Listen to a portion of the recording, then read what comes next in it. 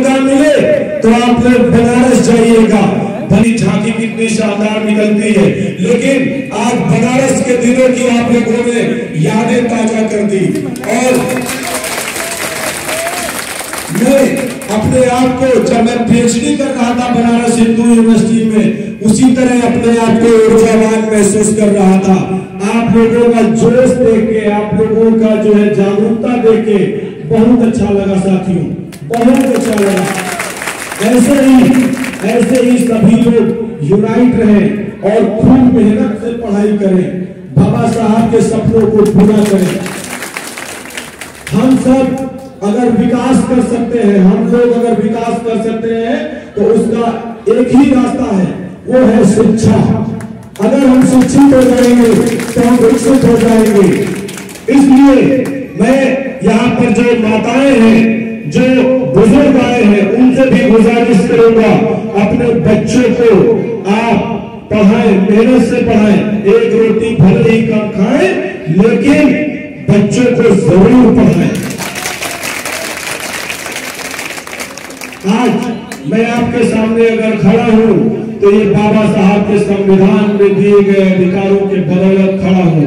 और साथियों, जैसे बाबा साहब अम्बेडकर जी ने कहा था कि शिक्षित बनो, तो मैंने पूरी तरह से अनुकरण करते हुए पीएचडी तक की शिक्षा ली, नेट भी क्वालिफाई किया। और साथियों, साथ ही साथ एक नहीं कई नौकरियां भी बदली।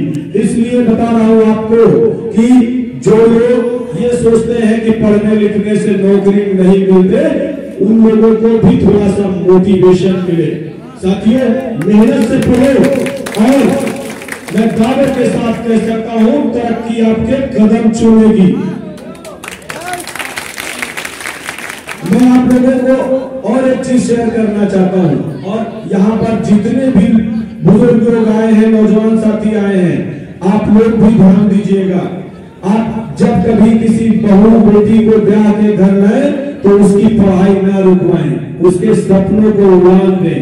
मेरी पत्नी शादी के बाद ही IAS ऑफिसर बनी थी, शादी के बाद क्वालिफाई की थी।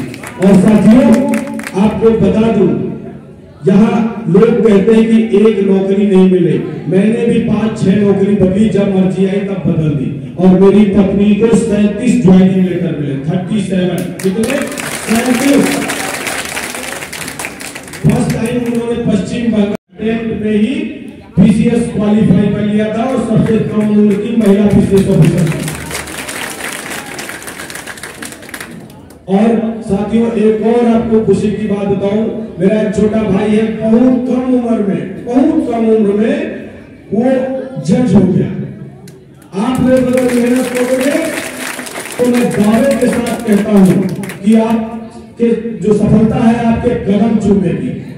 हमारे एक और रिलेटिव है, अभी मैं जब क्षेत्र में जा रहा हूं तो मैं सुन रहा हूं, लोग कह रहे हैं कि मैं बीमार हो गया, मेरे पास पैसा नहीं था, तमाम सारी चीजें जो है वो बहाने बना दे रहे हैं कि हम पढ़ नहीं पाए, पढ़ने के जो है बहाने बना देते हैं। ऐसा नहीं करना है साथियों। मैं आपको बताता हूँ, मेरे एक रिलेटिव है, अभी वो भी जज है, लेकिन आप विश्वास नहीं करेंगे, जब उनका इंटरव्यू लगा हुआ था, पिताजी की डेथ हो गई थी सिर्फ 2 दिन पहले।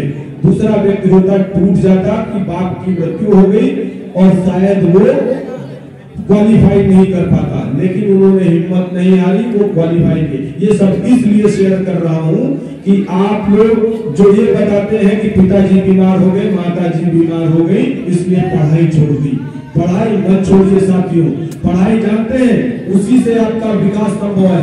बाबा साहब भीमराव अम्बेडकर जी ने कहा था, शिक्षा शेरनी का वो दूध है जो पिएगा वही दहाड़ेगा। और मैं आप लोगों के लिए एक सौगात भी लाया हूं, एक सपना है मेरा। सिधौली में मैं चाहता हूं जो नौजवान IAS PCS बनना चाहते हैं, सिविल सर्विसेज की तैयारी करना चाहते हैं, यहाँ पर सिधौली में मैं उनके लिए निःशुल्क कोचिंग खोलूंगा। उसमें आपको कोई फीस नहीं मिलेगा। क्यों ऐसा क्यों? इसलिए कि जब दिल्ली जाके आप कोचिंग करना चाहते हैं तो 3 लाख, 3.5 लाख, 2.5 लाख रुपए फीस होती है।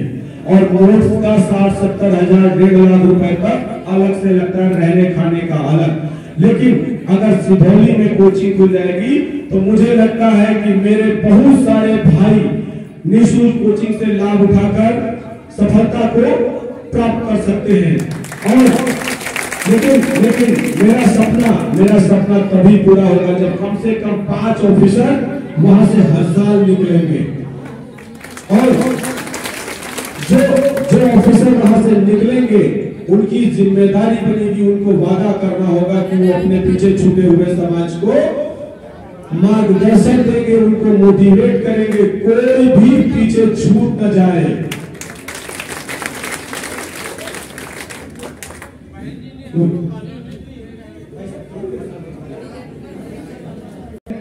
मैं यहाँ पर बिल्कुल राजनीति नहीं करने वाला। जब भी मैं किसी धार्मिक स्थल पे जाता हूँ मैं कभी वहां पर कोई राजनीतिक बात नहीं करता। साथियों मैं इतना स्वार्थी नहीं हूँ, मैं इसलिए कभी राजनीतिक बात नहीं करता हूँ, ठीक है। और आप अपने स्टूडेंट से भी क्या करता था, जब मैं कॉलेज में एसोसिएट डीन हुआ करता था तब मैं अपने स्टूडेंट से भी बोलता था कि आप लोग दुनिया के बहकावे में ना आए। हाँ, अगर कोई आपको बहकाता है धर्म के नाम पर तो आप लोग मना कर दीजिए। मैं गुजारिश करूंगा आप ना हिंदू बनिएगा ना मुसलमान बनिएगा, आप एक बहुत अच्छा इंसान बनिएगा। आपकी पहचान जो होगी ना वो एक इंसान के रूप में होगी, ना कि हिंदू या मुसलमान के रूप में होगी। अगर आप पहचाने जाओगे तो अपने व्यक्तित्व की वजह से पहचाने जाओगे। इसलिए आप हमेशा विनम्र रहे, कभी भी उग्र होने की जरूरत नहीं है। अभी यहाँ पर एक भाई साहब जो है कुछ बच्चों को धमकिया रहे थे, तो मैं माफी मांगता हूँ उन लोगों से जिनको धक्का लगा और वो लड़खड़ा गए। आप घबराए नहीं, कई बार आदमी को कई चीजों से थोड़ा गुस्सा आ जाता है तो उनको भी माफ कर दें, ये मेरी आपसे गुजारिश है, माफ कर देंगे।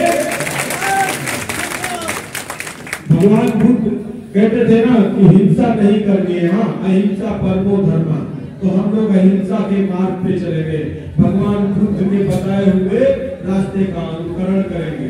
आज हम लोग यहाँ पर जिस प्रोग्राम में आए हैं जानते हैं वो हमारे महान संत श्री रविदास जी की जयंती के उपलक्ष्य में हम लोगों ने झांकी निकाली। और वो साथियों बहुत ही जो है अच्छे संत थे और उन्होंने बहुत ही मानवता का पाठ पढ़ाया सबको, संतों की सत्संग में रहे हमेशा और उनका जीवन इतना सीख लेने वाला है साथियों, प्रेरणापूर्ण है। अगर हम लोग उनसे सीख ले लेंगे तो शायद हम लोग जो है ना हमारा जीवन सफल हो जाएगा, धन्य हो जाएंगे हम लोग। साथियों मुझे पर्ची दिखा दी गई है कि समय बहुत कम है, इसलिए मैं आपका समय नहीं लूंगा। हालांकि मैं बोलना नहीं चाह रहा था, मैं शांत रहना चाह रहा था, लेकिन मैं आप लोग यहाँ पर थोड़ा सा मैंने देखा कि माहौल खराब हो रहा था तो मैंने शांत करवाने के लिए, बैठाने के लिए आप लोगों से मुखातिब हुआ, ठीक है। और मैं क्या उम्मीद करूँ, आप लोग मेहनत से पढ़ेंगे, आवाज दीजिए, मेहनत से पढ़ेंगे, अच्छी बात है। और मेहनत से पढ़िएगा, जहां कहीं पर मेरी जरूरत की आपको आवश्यकता होगी तो याद जरूर कीजिएगा अपने भाई को। Thank you. जय हिंद, जय भारत।